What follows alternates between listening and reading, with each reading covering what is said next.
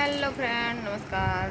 खगड़िया की लाडो YouTube channel पे सभी का सत्य सत्य स्वागत है। तो फ्रेंड, मैं हर अपडेट आप लोगों के सामने दिया करती थी और आज भी दे रही हूँ कि मैं तो ससुराल का दुख लेके सोशल मीडिया पे आई हूँ। ये नहीं कि सुख से आई हूँ सोशल मीडिया पे। तो आज डिलीवरी की 8वां दिन हो चुका है फ्रेंड। तो हल्का सा मतलब देखिए, गरीब इंसान को, गरीब लड़की को जो है डिलीवरी का 8 दिन हो या 4 दिन हो, कोई पूछने वाला नहीं है। जब पूछने वाला कोई नहीं है, कहने वाला कोई नहीं है, करने वाला नहीं है, आपके पास पैसा नहीं है, तो 8 रोज़ हो कि 4 रोज़ हो, देह में आपके शरीर में खून रहे या ना रहे, आपके शरीर गिरे या आप मरिए या बचिए, आपको हर चीज़ खुद से ही करना पड़ता है। आप लोग कमेंट में बॉक्स में बताइएगा कि जो महिलाएं गरीब है उस महिलाओं को पूछिएगा कि डिलीवरी में भी उसको क्या मिलता है, कैसा एहसास होता है। हमें तो ऐसा एहसास होता है कि ज़िंदगी में कुछ नहीं है फ्रेंड। अगर माँ नहीं बनी है तो दुनिया जीने नहीं देगी, और माँ बनी है तो दुनिया देखने के लिए भी नहीं चाहती है। जैसे कि यूट्यूब पे है, मैं सोशल मीडिया पे अपना दुख लेकर आई हूँ, ऐसे नहीं आई हूँ। ग्रेजुएशन की हुई हूँ, ग्रेजुएशन करके उसके बाद मैंने अपने हमारे पैसा की वजह से हमारे माँ पापा सभी शादी करवा दी। शादी करवा देने के बाद हम वहाँ गए तो वहाँ पे घर का पूरा भार हमारे ऊपर छोड़ दिया गया। एक बड़ी बहू को जैसे घर का पूरा भार छोड़ देता है उस तरह से छोड़ दिया गया है, थोप दिया गया है कि पढ़ाई करने नहीं जाना है, ये नहीं वो नहीं। बहुत ज़्यादा जानते हैं, बड़ी बहू को लागू जो है ना, हर चीज़ का लागू बड़ी बहू पे रहता है। सबका खाना बनाओ, सबका बर्तन धो, सबका घर साफ सफाई करो। तो चलो भाई करते रहे, लेकिन ज़िंदगी में जब तबाही आती है ना, कोई बता कर नहीं आती है। तो हमारी ज़िंदगी में तबाही इस तरह से आई। एक बच्चा हुआ फ्रेंड। तो जब हम ग्रेजुएशन की हुई हूँ फ्रेंड, और ससुराल में हर चीज़ है, ऐसी बात नहीं है कि हर चीज़ नहीं है, तो मैं घर का सारा काम निपटा करके अगर मैं बच्चे को पढ़ाने जाती हूँ, हम जानते खाना खाने के टाइम नहीं निकालती हूँ, और घर का सारा काम करके मैं ट्यूशन पढ़ाती थी।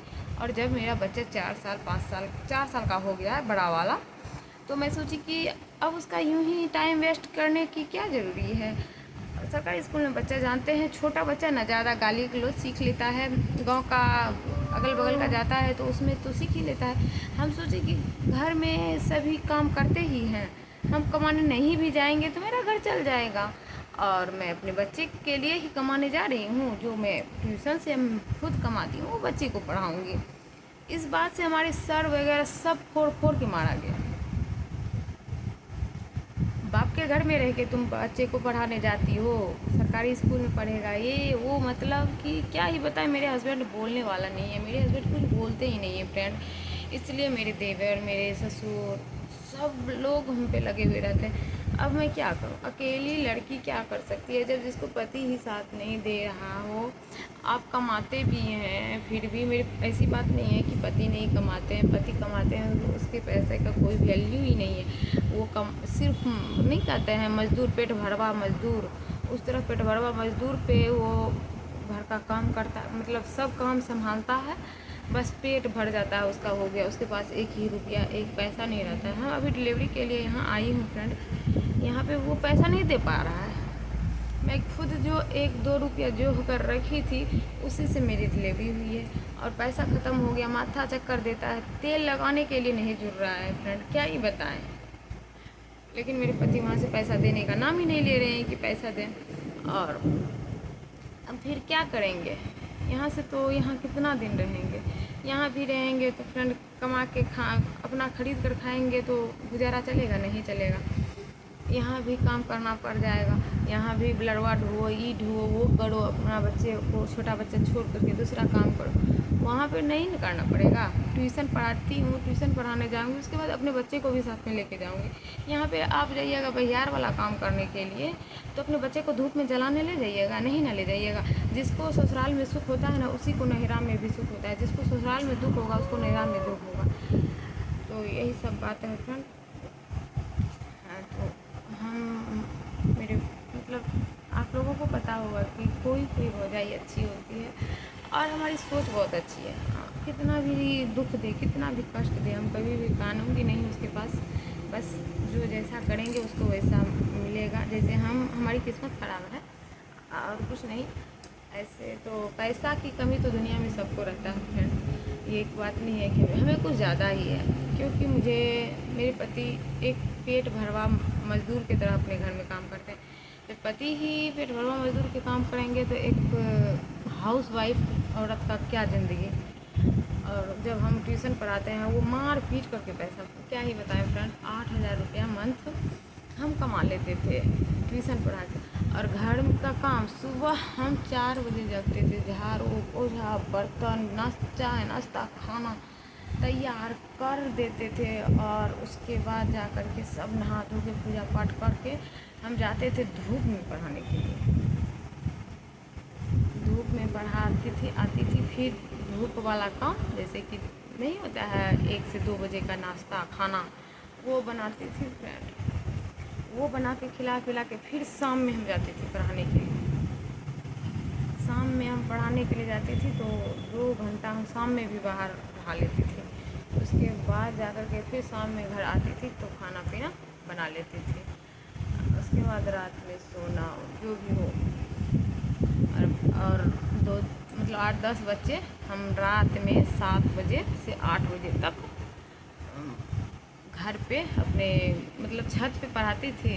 अगर बारिश वगैरह हो तो मैं अपने बरामदे घर में ही बुला लेती थी, पढ़ाती थी।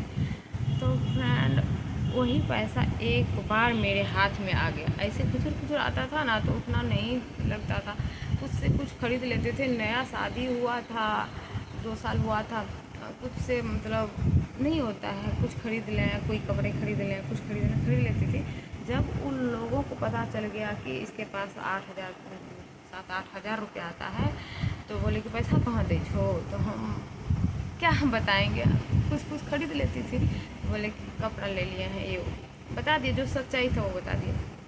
उसके बाद आया बोला कि को पैसा कहीं नहीं, तो बोले तो तेरा इससे बहुत बात बोलने लगा, मार कर दो मारी दो ना कर कोई बाप नहीं कहूँ देखो बाप को कौन चली जाए, इससे वैसे बहुत बोलने लगा। तो हम रोते रोते तो फिर दूसरे मंथ में हमको 8,000 रुपया आया फ्रेंड, तो हम अपनी सास को दे दिए। तो इसी तरह से चलने लगा। जब हम प्रेग्नेंट हुई फ्रेंड, प्रेग्नेंट होने के बाद जो है मेरा तो मार के हालत ख़राब कर दिया था, ताकि हम सब्ज़ी बनाने जाते थे वेटिंग होने लगता था, इसलिए बहुत लेट हो जाता था खाना बनाने में। इसलिए हमको कुकर से तो लात से मारती थी। हम आज तक अपने मायके में भी नहीं बताई कि हमको कुकर से मारा जाता है, लात से मारा जाता है। बस आप लोगों को बता रही हूँ, क्यों मायके में भी बताऊँगी ना फ्रेंड, वहाँ के अगर मारबे करे तो यहाँ रह और खेत में घास गर, खेत के लरवा समेट, मकई रोप, आया यहाँ घर के चूल्हा चौका कर रखो। लेकिन हम मायके नहीं बताएं, आप लोगों को बता रही हूँ कि आप लोग सपोर्ट कीजिएगा बस, और कुछ नहीं तो हम ज़िंदगी को जी लूँगी, देखूँगी कैसे होता है। अगर नहीं जी पाऊँगी तो भगवान है ना,